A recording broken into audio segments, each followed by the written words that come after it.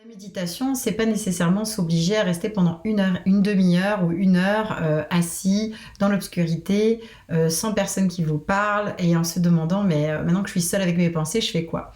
En réalité, la méditation, ça peut durer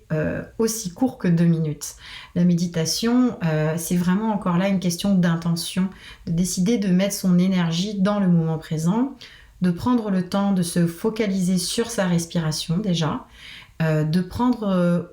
acte finalement de ce qui se passe dans son corps, mais aussi de ce qui se passe dans son cerveau. Donc quand on commence à devenir un peu plus intentionnel et à remarquer que justement,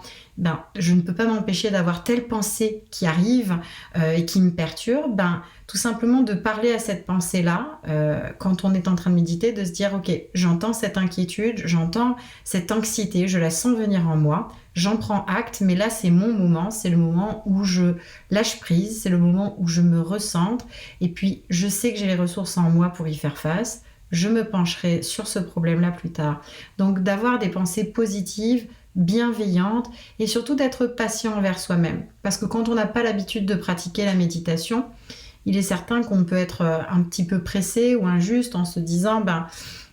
je suis pas capable de le faire, voilà, même 2 minutes c'est très difficile pour moi. En réalité, la méditation, ça demande vraiment une pratique du quotidien et on se rend compte que même quand on a seulement ces 2 minutes qu'on prend pour ralentir son rythme cardiaque, pour être intentionnel, pour prendre acte de ce qui se passe en nous,